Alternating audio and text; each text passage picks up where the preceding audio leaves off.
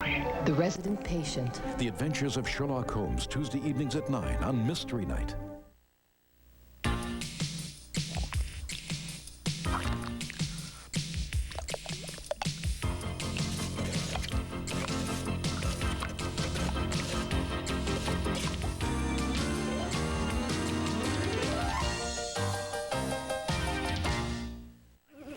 All right, in tight. In tight. All right, let's just go. Let's go this way to the left a little bit. There. Stop singing. Say cheese. Ta-da!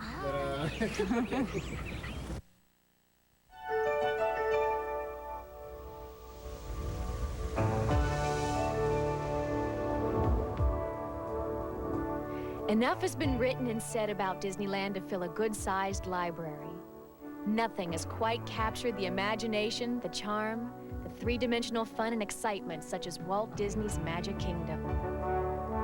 In building his dream, Walt surrounded himself with talented artists, engineers, and designers, and formed Imagineering, the folks who continue to transform Disney dreams into reality. I'm Marnie McPhail. Now, I met up with one of the founding fathers of Disneyland, Imagineering artist Herb Ryman. And I asked him, what is his job? Oh, it's indescribable. I couldn't describe it at all.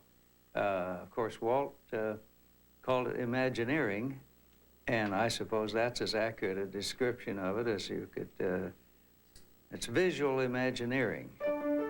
And I have to draw, and I have to think in terms of fantasy. You also have to think in terms of what people would want. To give you a quick little example, one day I was very frustrated. I was sitting alone with something I was trying to do, and Walt came in and looked at it, and he said, "I don't like that." And that means kill it, stop it, don't put any more time on it. And I was frustrated. I didn't like it either. But, and then Walt started to walk out of the room. And I said rather peevishly to him, I said, well, why don't you give me some idea of what you would like? Give me a clue to work with. And he turned around and he said, well, he said, just do something that everybody will like. And then he walked away. Simple as that. And I thought, no, isn't that nice? Just do something that everybody will like. Well, I wish I could have done that all my life. Herb Ryman's work has pleased others all his life. He began as a motion picture story illustrator and worked on such classics as David Copperfield, Tale of Two Cities, and later, Anna and the King of Siam.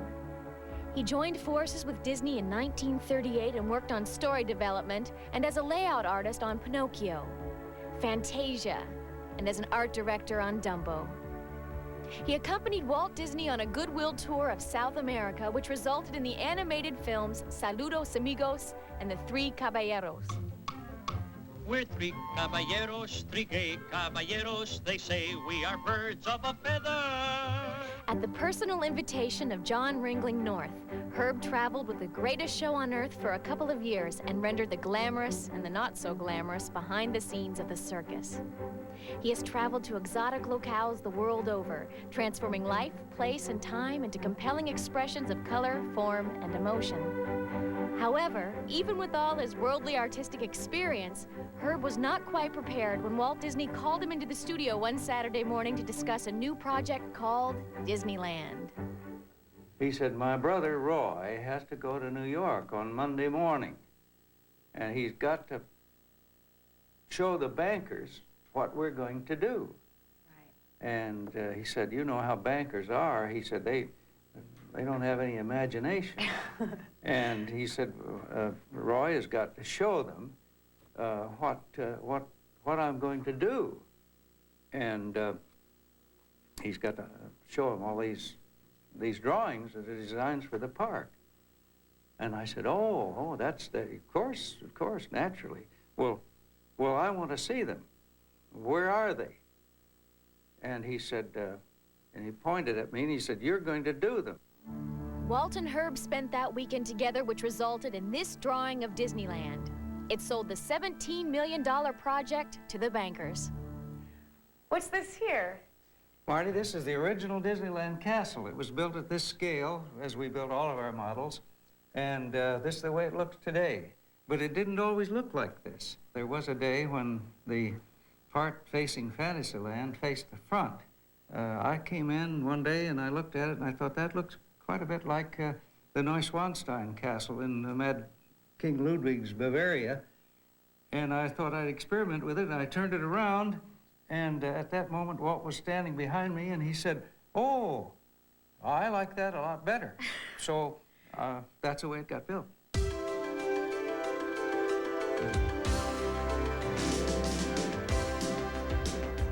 The castle in Florida was $17 million. And this whole Disneyland, of course, was built for less money than that when it started. From artist rendering to scale model to construction and to the finished product, Disneyland opened exactly 1 year after the first shovel plowed into Anaheim soil. Everything was done with tremendous enthusiasm and excitement. We worked 7 days a week. We came in on Monday morning and we worked right straight through, usually all day Sunday too. And Walt was the conductor of this symphony orchestra. Because of deadlines during the initial design of Disneyland, Imagineering artists often had only a few hours to do their work before someone would snatch it from their easel. Many of the paintings that shape the look of the park are currently on display in the new Disney Art Gallery in Disneyland's New Orleans Square. The development of New Orleans Square as it is today came about through a rearrangement of the structure of the plan, meaning that we have a street coming in and you don't know where you're going to turn, and you turn, and then first thing you know, you're right back where you started again. Strangely enough, took about 2 years in its evolution. Herb was recently honored when his 1964 painting of New Orleans Square was selected as the first Disney artwork to travel to the U.S. Embassy in Paris as part of the Art and Embassies program.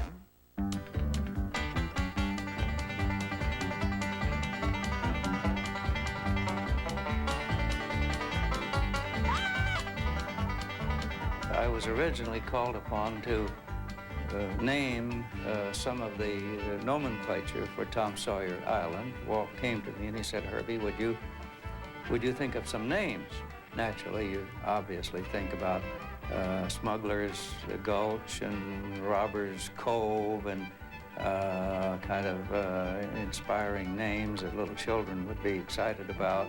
And then later one day, as Bill Cottrell told me, he said he and Walt rode around on the Mark Twain, and Walt had this map in front of him where these names were allocated as according to my designation, and Walt said, "Well, why should we let Herbie name all these names on the island?" He said, "Well, why can't I name these?" And Bill said, "Yes." He said, "I think you could." And so Walt renamed all these names. What do those names on the Main Street windows mean? Well, the names on the Main Street windows are the people to whom Walt wished to give credit, people who helped him create Disneyland. For instance, there's a wonderful name up there, is my friend Ken Anderson. He sells bait and tackle.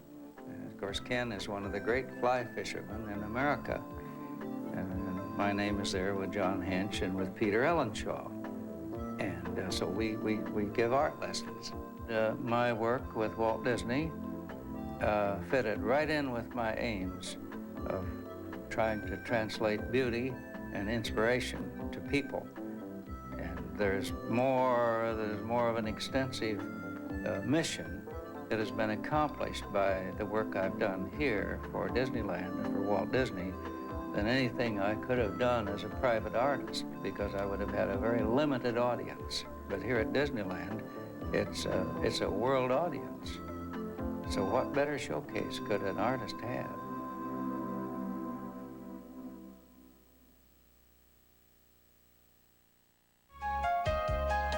You're watching watching the Disney Channel Thank You Week. Next, Gene Kelly stars in the classic musical Singin' in the Rain. After that, Roger Rabbit stars in Tummy Trouble, followed by the blockbuster comedy Honey, I Shrunk the Kids and Who Framed Roger Rabbit? Tonight on the Disney Channel.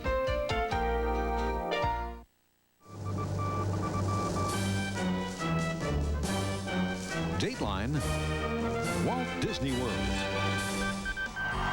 Recently at Tampa Stadium in Florida, Walt Disney World and the Tampa community put on a grand celebration as over 35,000 residents gathered to give a warm welcome home to General Norman Schwarzkopf and our Persian Gulf troops. This land is your land, this land is my land, from California to the New York Island, from the Redwood Forest to the Gulf Stream waters. It was a red, white, and blue tribute filled with pride.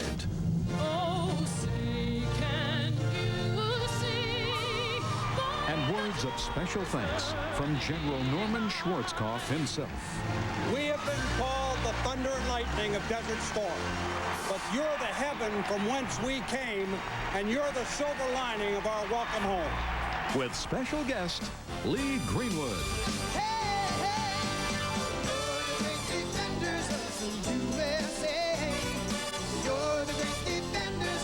An American extravaganza produced by Walt Disney World.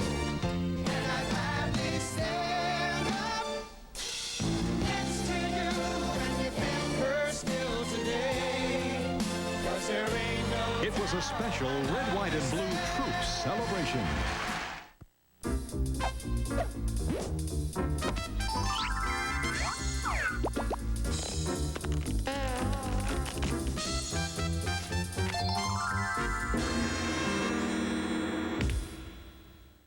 In a time searching for understanding, the world is changing before our eyes. Like learning about colored music? their friendship would survive against all odds. Your lives will change. It will all be different. Peter Scolari, Darren McGavin, Catherine Mary Stewart, Cleavon Little, Moses Gunn, David Faustino, Justin Wayland, and Eugene Bird in a motion picture event only on the Disney Channel. The premiere film, Perfect Harmony. It's some of the best television that, if your kids are going to be watching television, it's some of the most dependably good quality television that I think they could be watching. That's it. Okay, good, great.